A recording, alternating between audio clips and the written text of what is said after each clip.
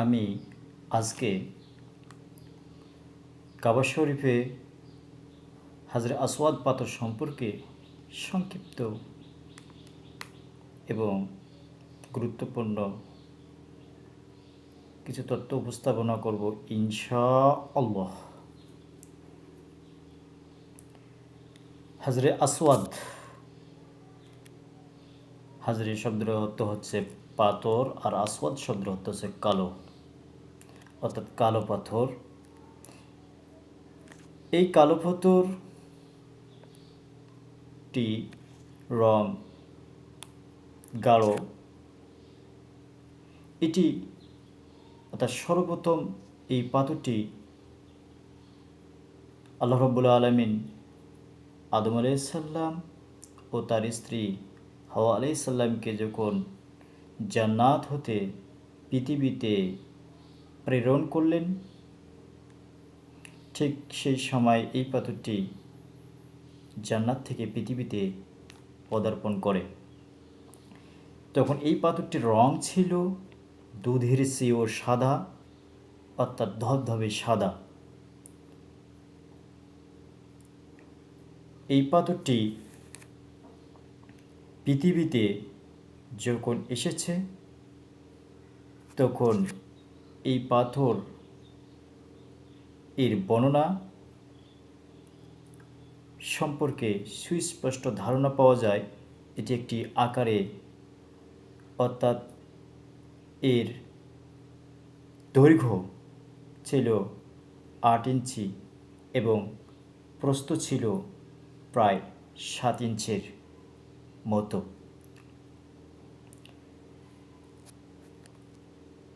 এই পাথরের ইতিহাস বর্ণনার পূর্বেই সংক্ষেপে বলা যায় যে এই পাথরটি কাবা শরীফে একসময় এসে স্থাপন করা হয়,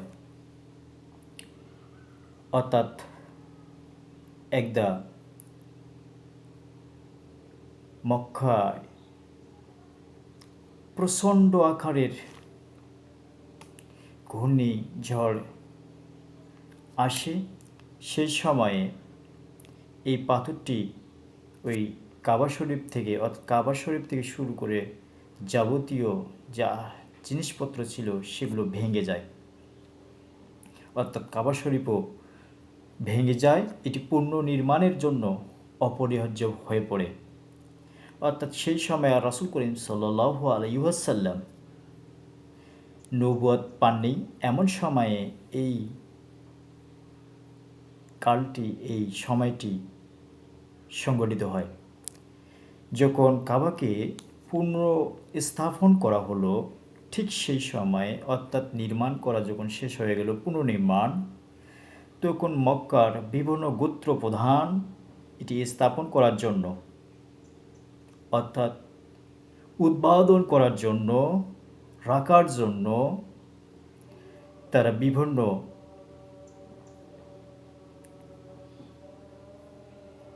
নেতা বলল যে আমি এটি স্থাপন করব। এই নিয়ে তাদের মধ্যে একটি দ্বন্দ্ব বা কোলাহল সৃষ্টি হয়। এমতো অবস্থায় আল্লাহ রাসূল সাল্লাল্লাহু আলাইহি ওয়াসাল্লাম তার চাদর মোবারক বিছিয়ে দিলেন এবং সেখানে এই পাথরটি, অর্থাৎ কাবা শরীফের পূর্ব পশ্চিম কোণে এটি স্থাপন করলেন। অর্থাৎ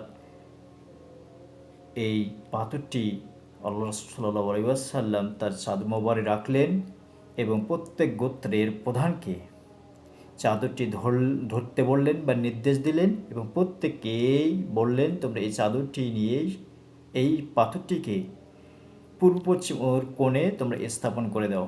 আল্লাহ রাসূল সাল্লাল্লাহু আলাইহি সাল্লামের নির্দেশ অনুযায়ী তারা ধরলেন এবং আল্লাহ রাসূল সাল্লাল্লাহু আলাইহি সাল্লাম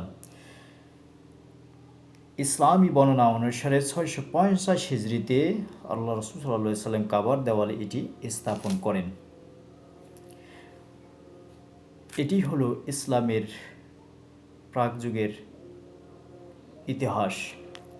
এই পাথরটি, অর্থাৎ হাজরে আসওয়াদ পাথরে চুম্বন করা আল্লাহ রাব্বুল আলামিন এর আনুগত্য এবং তার রাসূলের আনুগত্য করার শামিল।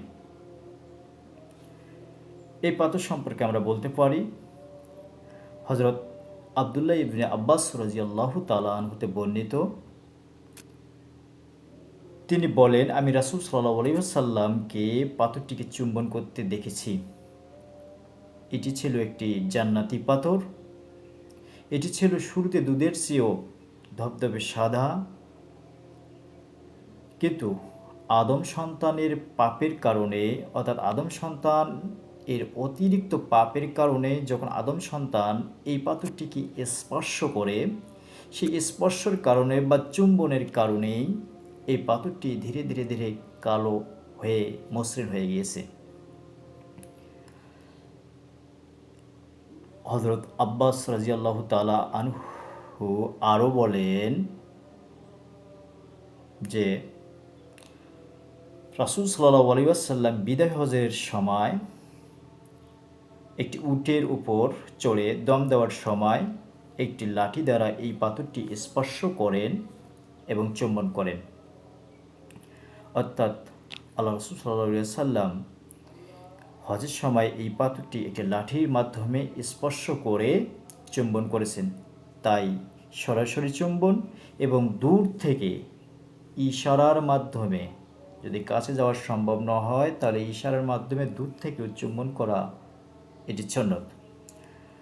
হযরত আয়েশা রাদিয়াল্লাহু তাআলা আনহা হতে বর্ণিত, তিনি বলেন, তোমরা এ পাথরটি বেশি বেশি করে চুম্বন করো, তোমরা হয়তো এটি অচিরেই হারিয়ে ফেলবে। অর্থাৎ আয়েশা রাদিয়াল্লাহু তাআলা বলেন, তোমরা এটি যেহেতু তোমাদের কাছ থেকে হারিয়ে যাওয়ার পূর্বেই তোমরা এটি বেশি বেশি করে চুম্বন করো। কেননা আল্লাহ রাব্বুল আলামিন যখন কিয়ামত সংঘটিত করবেন, সেই দিন অর্থাৎ পৃথিবীর মধ্যে যত জান্নাতি নিয়ামত রয়েছে সেই নিয়ামতগুলো আল্লাহ রাব্বুল আলামিন উঠিয়ে নেবেন। তোমরা রাতে যদি চুম্বন করো সকালে আর দেখতে পারবে না, যদি আল্লাহ রাব্বুল আলামিন কিয়ামত সৃষ্টি করেন বা কিয়ামত সংঘটিত করেন। তাই কিয়ামত সংঘটিত হওয়ার পূর্বেই তোমরা এই পাথরকে বেশি বেশি করে চুম্বন করো। আল্লাহ রাসূল সাল্লাল্লাহু আলাইহি ওয়াসাল্লাম এই পাথর সম্পর্কে আরও বলেন যে এই পাথরটি কাল কিয়ামতে আবু কুবাইর পাথর থেকেও বড় আকার ধারণ করবে এবং এই পাথরটির বড় একটি জিহ্বা থাকবে এবং দুইটি ঠোঁট থাকবে। কাল কিয়ামতে এই পাথরটির জবান আল্লাহ রাব্বুল আলামিনের নির্দেশে খুলে দেওয়া হবে। বিভিন্ন হাজীগণ হজ করার সময় কোন নিয়তে এটি চুম্বন করেছে বা স্পর্শ করেছে এই পাথরটি সেদিন কাল কিয়ামতে বলে দেবে। সকল হাজীগণের তাই উচিত হচ্ছে বা কর্তব্য হচ্ছে যে এ সঠিক নিয়তে আল্লাহ রাব্বুল আলামিনের এই পাথরকে চুম্বন করা বা স্পর্শ করা। অন্য কোনো উদ্দেশ্যে চুম্বন করলে কাল কিয়ামতে সেই হাজীগণের উদ্দেশ্য এই পাথরটি বলে দেবে। সেদিন তারা অত্যন্ত হতভাগা ছাড়া আর কিছু হবেন না। আসুন সম্মানিত মুসলিমবৃন্দ, আমরা যখন হজ করতে যাব বা আমরা যারা হজ করতে যাওয়ার এখনো সংকল্প করেছি, তারা আল্লাহ রাব্বুল আলামিনের, শুধুমাত্র আল্লাহ রাব্বুল আলামিনের সন্তুষ্টির জন্য এই পাথরকে আমরা চুম্বন বা স্পর্শ করব, অন্য কোনো উদ্দেশ্যে নয়। সম্মানিত মুসলিমবৃন্দ, আল্লাহ রাসূল সাল্লাল্লাহু আলাইহি ওয়াসাল্লাম যেহেতু হাজরে আসওয়াদ পাথরকে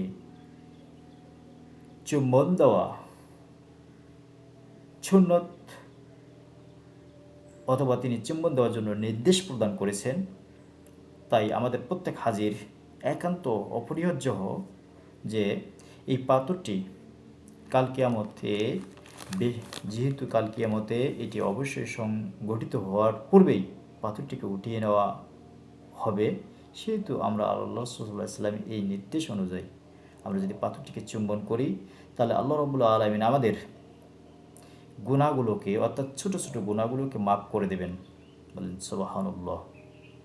সম্মানিত উপস্থিতি, এই পাথরটি কাল কিয়ামতে আমাদের একটি ছোট ছোট গুনাহ, সগীরা গুনাহগুলোর জন্য আমাদের জন্য আবশ্যক হয়ে দাঁড়াবে।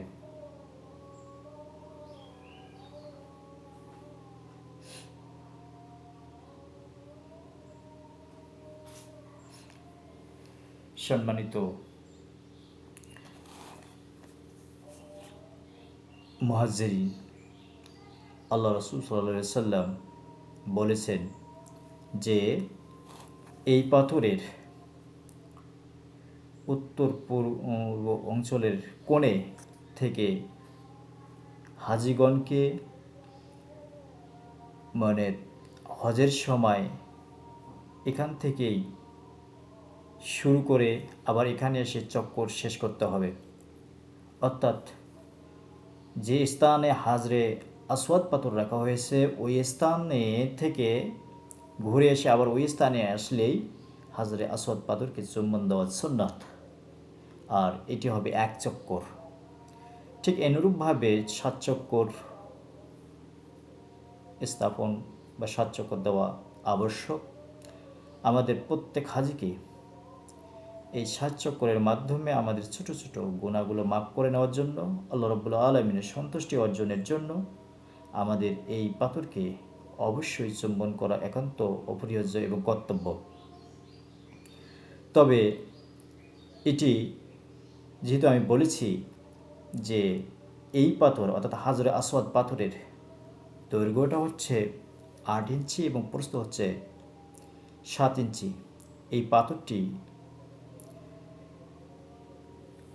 এক সময় ভেঙে 8 টুকরায় পরিণত হয় এবং পাথরগুলোকে একত্রে রূপার ফ্রেমে বেঁধে আবার কাবায় স্থাপন করা হয় এবং সবচেয়ে বড় পাথরটি একটি খেজুরের ন্যায়।